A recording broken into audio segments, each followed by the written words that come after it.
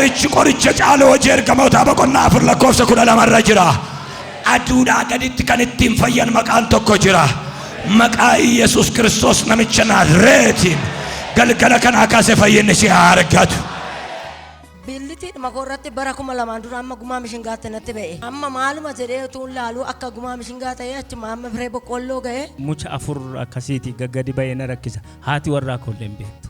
Dhukkuba kee kan sirraa kaasu, dhibee kee kan sirraa kaasu, abiddi tokko dhanna keetta qabatu amma galgala kanaa kaasii dhibee ofirraa dhabe.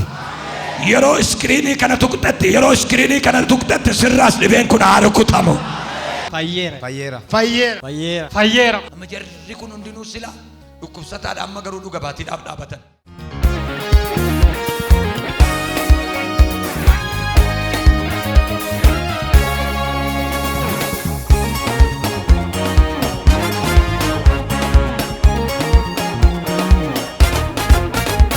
Lafa kanarra kan taa'e, dachee kanarra kan taa'e, kintaaroti duwwaa miti iyyummaas gatee haa qabu. Kintaaroti duwwaa miti abaarsa gatee haa qabu. Kaansarii gatee haa qabu. HIV gatee haa qabu. Dhabiinsa salphina gatee haa qabu. Gadda dunkaana gaddaa gatee haa qabu. Akkas jedha Waaqayyo warra miilana dhufan iyyummaa sirraan kaasanaan. Warra miilana dhufan salphina sirraan kaasanaan jedha. Warra miilana dhufan gidiraan irraa kaasanaan jedha. Waan ofirraa dhabuun qaba. Waan ofirraa dhabuun qaba. Waan gatee galuun qaba. Waan fudhee galuun moo qaba. Waan harcaasee galuun qaba. Waan dabalee fuudhee galuun qaba. Waaqayyo galgala kanaa kaasee akkas naan jedhe. Lafa kanarraa waan fuudhanii galanuu qabu naan jedhe. Lafa kanarratti waan gatanii galanuu qabu naan jedhe. Dachee kanarratti waan gatanii galanuu qabu naan jedhe. Lafa kanarratti waan irraanfatanii galanuu qabu naan jedhe. Warri kintaarotiidhaan dhiphataa jirtan si'as dhuftu lootanii.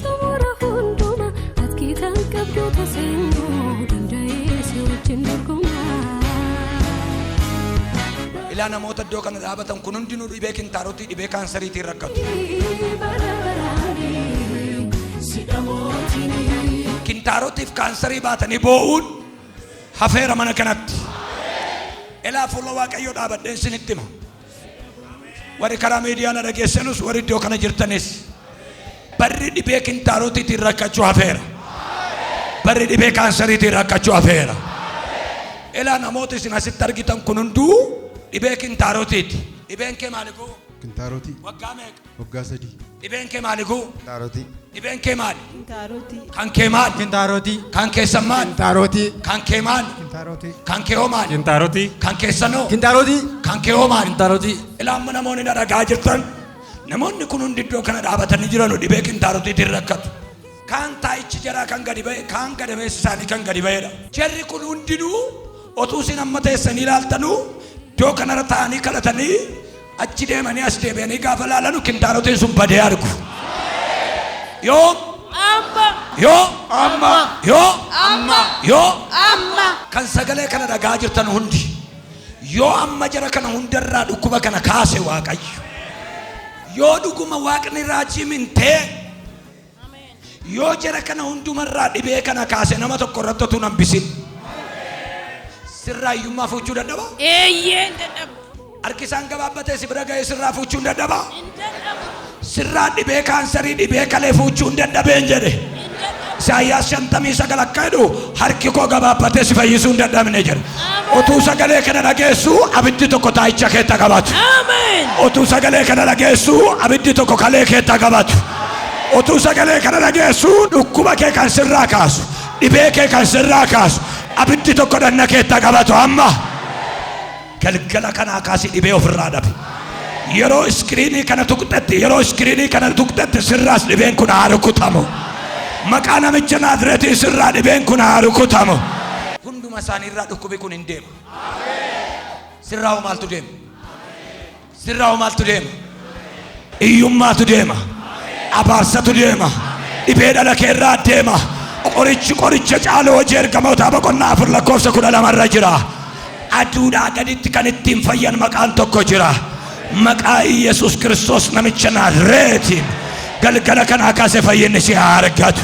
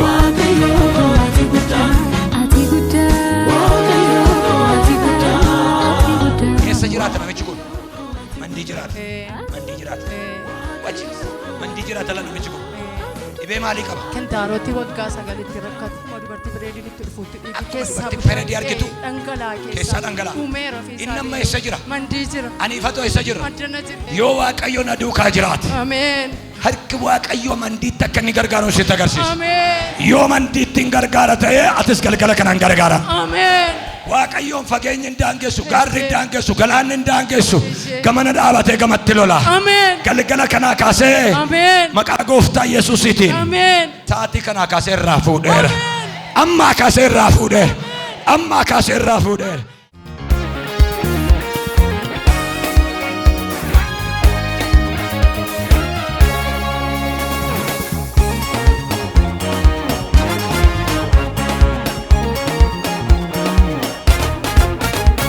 Abbaa warraa isaaniitiif kadhatanii turtanii. Eessa jiraata namichi kun?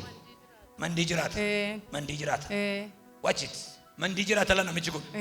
Dhibee maalii qaba? Kentaaroti waggaa sagalitti rakkate dubartii bareedinitti dhufuutti dhiigi keessaa dubartii bareedii argitu dhangalaa keessaa dhangalaa uumeera fi inni amma eessa jira? mandii jira aniifatu eessa jira addana jira yoo waaqayyo na duukaa jiraate ameen harki waaqayyo mandiitti akka inni gargaaru sitti agarsiisa ameen yoo mandiitti hin gargaara ta'e atis galgala kanaan gargaara ameen waaqayyoon fageenyi hin daangessu gaarri hin daangessu galaanni hin daangessu gamana dhaabatee gamatti lola ameen galgala kanaa kaasee ameen maqaa gooftaa Yesuusiitiin ameen sa'aatii kanaa kaasee irraa fuudheera amma kaasee irraa fuudheera amma kaasee irraa fuudheera.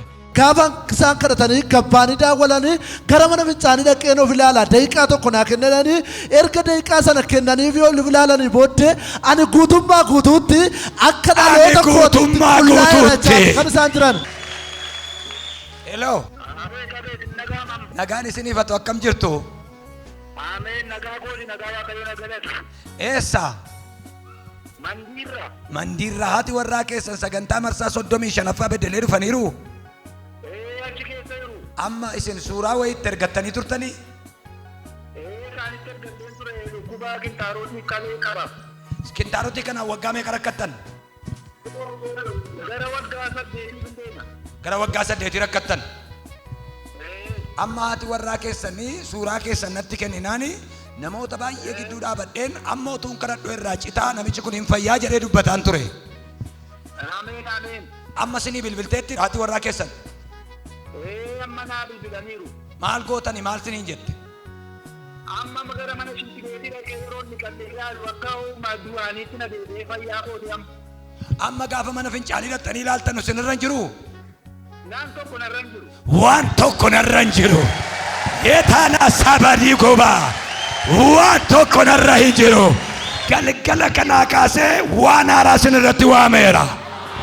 Dhukkubni hin jiru, abaarsi hin jiru, lolli hin jiru. Galgala kanaa kaasee milkaa'aatii wal qabadhaa dhugabaatii kan biraatiin kottaa. Qinxaarotiidhaan rakkata ture. Isaan booddee sila gaafa kadhatan suuraa isaa kana qabadheen dhufee as taa'e. Isin immoo kadhattanii fi bilbilee dhaqiitii mana fincaanii dhaqiitii giddiitti illee fayyadamee haala kee ilaali natti midhee naannaqee fayyadameera fayyeera naan jedhu. Eenyu maqaan isaa? Eloo. Isaaqoo. Nagaan siif haa ta'u. Ameen ameen. Akkam jirta? Galata Waaqayyoo. Ana Raajii Minteedha. Raajii Mintee beektaa? Ijee beeka. Haadha keetu iddoo kana jira. Tole. Sooraa kee baadhatteetu mucaan koo Kintaarotii rakkataa naa kadhadhaa fi mucaa waggaa 13 jettee kadhannee kaane. Amma erga kadhannee sii bilbiltee mana fincaanii deemii siin jettee turte. Mana fincaanii dhatteettaa? Maaltu ta'e ree? Fayyaara kunaa wala gagaa. Hin jiru? Hallelujah! Isaaqoo kanaan dura gara mana fincaanii gaafa deemtu maal si godha ture? Dhugubaan dhuguba ture. Amma gaafa deemtu hoo? Naan fayyee. Hin jiru? Hin jiru. Baga si gargaare Yesuus baga nama si godhe baga fayyite galgala kanaa kaasee maatiin kee manatti fayyeedha ameen jedhat. Astaa'een raaja obboleessi kee, astaa'een raaja dhalli kee, astaa'een raaja manni kee galgala kanaa kaasee bilisa bahee. Baga gammadde. Ameen. Gammachuun keessi jalaan fudhatameen dhala keerra immoo inni fayyina kee ayyaanas duukaa irra sii baqa. Dhukkuba Kintaarotii kanaanii waggaa 27 ittiin rakkadhan ture. Waggaa 27 kana keessatti gaafa mana fincaanii dhaqu sa'aatii tokko waliidha kan inni irra taa'u. Isa iyyuu dhiigina dhangala'aa baay'ee rakkadhaa. Gaafa irraa ka'u boqonnaa hin qabu ture. Amma garuu gaafa namni Waaqayyoon nuuf kadhatanii gaafa naqee ilaalamu waan waggaa 21 ija kootiin argee beedan ofirratti argee hinni ganna ba'us narra hin jiru, hinni na dhiigus narra hin jiru. Amma nan fayya sabni kun Waaqayyoon naaf galateeffatu. Narraa badeera inni na dhaatu narraa badeera. Yeroon bakkee dhaqu shintibeetii walakkaa sa'aatii oliin tura hamma sa'aatii tokkoffaan tura achii booda namni miidhadhaa akka nama da'uudhaaf ka'ee yeroo yerootti immoo dhiigiin ba'a hin dhangala'aa ofumaa dhangala'aa yeroo kana duddana kutaa hin danda'in deemu kana keessa na nyaata amma gaafa kadhatamu maal dhiitii sunis hin jiru amma nagaama koon naqee bahe. Baga fayyite baga si gargaare Yesuus. Kaanserii dhiigaati kan isaan dhukkubsatanii ji'a afurii fi finyaan koo keessaa dhiigatu na dhangala'aa ture. Mataan koo asiif achi hin jedhu danda'ee gad hin jedhu ture. Finyaan koo keessa illee amma ishuu madaan milikkiti isaan irra jira. Dhiigatu na keessaa dhangala'aa ture. Guyyaa mana kana lixee kaasee dhiigi ji'a afur guutuun na dhangala'e guutummaa guutuutti narraa dhaabbateera. Hamma morma koo sochoosuu nan danda'a. Gadi nan jedha dhugaa Waaqayyoo Waaqa jiraata amma fayyeera dhusaan. Birriin hanfixee. Kilinii tokko argadheen liqimsin amma kana dhiigana keessaa waraabu nyaan koo kana keessaa immoo humaan rooba dhiigi mataa koorraa na tokko amma eddan dheengadda dhufee mana kana ol galee dhiiginni roobu na dhiise innasi na dhaatu na dhiise kilinii mana Waaqayyootiin liqimseeniin cinaachi koo ciisee bulee kanaafuu Waaqayyoon galateeffadha. Kilinii mana Waaqayyootiin liqimseen cinaachi koo ciisee bulee. Kilinii maalii isinii kenname mana Waaqayyooti? Afuura sana liqimsiise Yesuus kaansarii si keessatti argame kun gubatee si keessaa hadhabamu. Dhukkuba Kintaarotii waggaa 3 ittiin rakkadhee iddoo baay'eettis yaalameera iddoo baay'eettis kadhachiifadheera garuu furmaata hin arganne jedhu hammallee irra deebi'ee wanti na dinqifachiisu waggaa 3 kana guutuu al tokko ijoollee kootu gateettii koorraa kaasee amma godaatti kan na shukkuuma al tokko warra kootu naa shukkuuma. Ergan gara waldaa kanaa dhufuudhaaf manaa bahee boqonnaan argadhee amma guutummaa guutuutti narra hin jiru shukkummii maleedha kanan rafaa jiru shukkummii malee kanan deemaa jiru Waaqayyo nagaa naaf laateera naa galateeffadhaa jedhu. Baga gammadde baga si gargaare Waaqayyo. Kintaarotii waggaa 30 olitti rakkatu. Kintaarotiin kun yeroo mana fincaanii dhaqu garmalee gadi na ba'a jedhu humnaa olis dhiigi koo dhangala'aa jedhu keessumaa ji'a kana keessa garmalee natti caalee na sochoosuu didee Kintaarotiin kun gurguddatee mucha 3 qabaa jedhu amma garuu namni Waaqayyoonaaf kadhatanii mana fincaanii yommuu dhaqee of ilaalu inni na dhiigu hin jiru muchi 3 natti biqilee ture hin badee guutummaa guutuutti fayyeera jedhu. Guutummaa guutuutti fayyeera baga sirraa fuudhe Waaqayyo. Akkasuma nama Waaqayyoo obboleessi keenya kun amantiinsaa musliimadha. Kintaarotiitiin waggaa 5 guutuu rakkata. Gadi na ba'a na dhiigaa humnaa ol na rakkisa ture jedha. TV and of God mana taa'ee nan ilaalan ture. Torbee darbe keessatuma namni Waaqayyoo kadhatanii iiti garmalee ba'ee na rakkisu kun naa qannasee jedha. Amma erga kun naa qannasee fuula isaanii yoon dhaqe guutummaa guutuutti ofirraa dhaba jedheen dhufe jedha. Amma garuu namni Waaqayyoo yeroo isin kadhattaniif mana fincaanii dhaqee guutummaa guutuutti fayyeen dhufe jedha. Ani musliima garuu gooftaa Yesuus na fayyiseera. Ati musliima siin kadhannu ati ortodoksiidha siin kadhannu wanti jedhamu hin jiru. Yesuus ilma namaa hundumaaf fannifameera. Iyesus ilma namaa hundumaa fannifameera. Lammata dhibee kana ofirratti hin argin. Fayyinni kee kan bara baraa siif haa ta'u.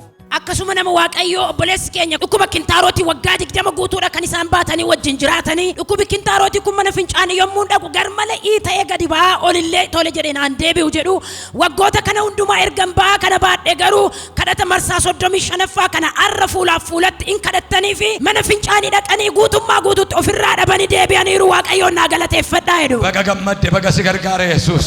Dhukkuba kintaarootii jedhu waggaa 40 olidha kanan baadhee jedhu dhukkubi kintaarootii kun mana fincaanii yoon dhaqe garmalee na dhiigaa jedhu akkasuma moo gadi ba'ee ol hin deebi'u harkaanan qabee ol deebisa iita garmalee na keessaa gadi ba'aa jedhu amma garuu fuulaaf fuulatti namni Waaqayyoon naa kadhatanii mana fincaanii dhaqee of ilaaleen dhufee dhiiguu didee isan harkaan ol deebisu ofii kooti noormaali fayyadameen dhufee jedhu. Har'a harkaan ol hin deebisne ofii kooti noormaaliin fayyadamee dhufee. Baga gammaddanii.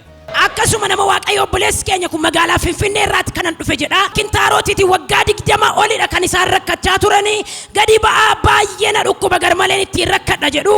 Amma garuu akkuma amantoota warra kaanii fuulaaf fuulatti kadhattanii fi mana fincaanii dhaqanii bilisa ba'anii deebi'an. Bilisa ba'anii dhufaniiru. Kan isaanii keessumaan addadha. Qaama isaanii bukkeedhaanii hiitoo waggaa 3 turre ture. Hiitoon kun waggaa 3 kana gidduutti illee deemsa isaan dhowwee ture. Deemuudhaan baay'ee na rakkisee ture. Akka mucha re'eetti luka koo bukkeedhaan gadi na ba'ee baay'ee na rakkisa ture. Kaleessa namni Waaqayyoo gaafa itti madhu naa kadhatanii amma gaafa naqee ilaalu hiitoo waggaa 3 deemsa na dhowwe kuni hamma guutummaa guutuutti narra hin jiru.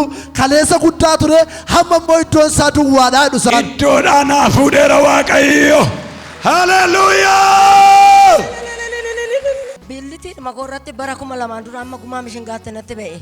Otuu guddatu dhufee deemsa sin dhowwe. Amma maaluma jedhee utuu laalu akka gumaa mishingaa ta'ee achuma amma firee boqqolloo ga'e 2015 as immoo amma guntuta dubaraa natti ga'e nama kana gidduutti nam tokkotti na agarsiifanne. Yaa Waaqayyo laali. Yaa gooftaa koo laalin jedheen Waaqayyo laale kanarraa Waaqayyo na fayyisa. Kana malee miti kaleessa innaasin asitti na kadhattan namni baay'een na beeku biyya koo keessa as keessa warri wajjin dhumna na beeku namni ana nama baraan jireenyaan rakkataan ture. Ukkufataan ture miila amma mataatti qaamni koo muluun dhibamaadha ba'aan baadhee deema foon koo akka nama dhoqqee tumeetti na dhukkuba lukti koo kun akkanatti taa'ee hin ka'u kintibeetii gaafa naqu suuta jilba koo qabaan naqa na beeku waldaanan itti tajaajilus biyyinan itti tajaajilus agalgaayii wajjin tajaajilus baay'ee rakkoo kootiif kadhachaa turan Waaqayyo abasama kana hunduma isaanirraa kaase garaan koo inni qaleessa deengaddan naan dhufu amma kana gaati bijaamaa wayiin fudhee dhufe beeku amma hundumti keessan ilaalaa. Waaqayyo bilisa na baaseera. Haleluuyaa.